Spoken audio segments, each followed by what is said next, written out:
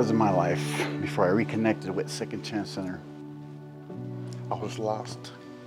I came down here from the Springs because I went to the Springs after I completed my sentence for DOC. So I went down to the Springs to change my life around. Unfortunately, I ended up being homeless and they didn't have too many resources or anything down there. So it was like, okay, I need to come back here. And I remember Second Chance Center because when I got up the first time, I went down there. They told me to put in the work, and I was like, yeah, right. If I'm putting in the work, I'm gonna do it for myself, and I didn't understand it back then. So when I came back this time, I was homeless. I was fighting, well, not fighting, I was working on my PTSD, my behavioral health, because it was bad. And Aiden was like, oh, it's gonna be okay. And that's where I was. I was lost, broken, and scared.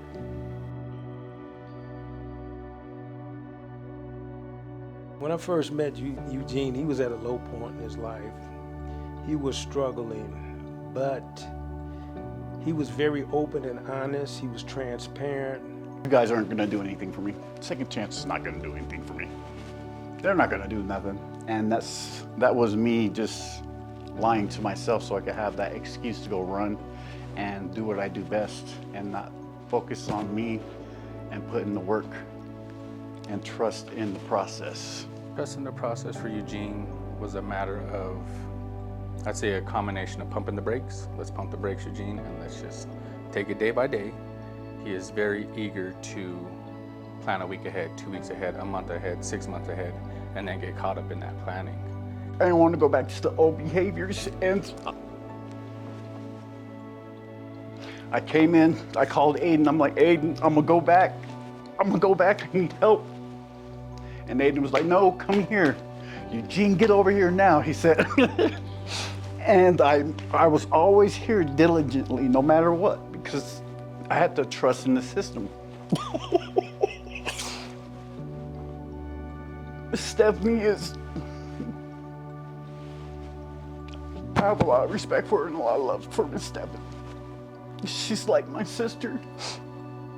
So when I first met Eugene, he wasn't on my caseload and we wasn't working together. He was just another Second Chance family member, and I would see a look on his face. And it wasn't a sad look, but it wasn't a happy look. So I would always make it a point to walk up to him, ask him how he doing. Michael Rollison, before I even got into his program, he was the one that would ask me if I'm okay. And on a real note, not no, are you okay? And then just walk away. It was real genuine. And he was like, okay, I'm gonna help you, but you gotta help yourself. You gotta do the work and you gotta trust the process. That's the first thing he said to me. I didn't understand it. And he would always encourage me. And he says, well, this is what you need to do because you gotta know your addictions. And I didn't understand that. And I knew I had a problem. And I said, oh, okay. And I just went the other way with it. I went left it all. He's not gonna help me. He thinks I'm just a fucking addict and I'm not gonna get nothing. No, he was encouraging me to do my best, to put everything on the table, address it, get rid of what doesn't need to be for your future, and trust in the process. He is very determined.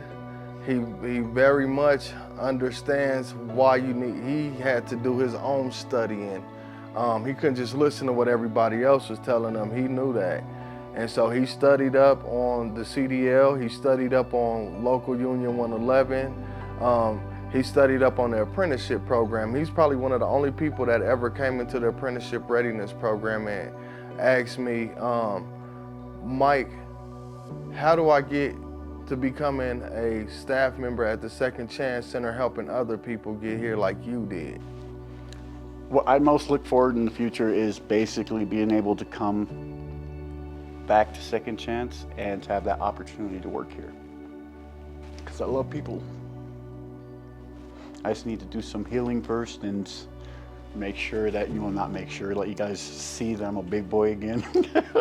And that would be a good asset to you guys' company.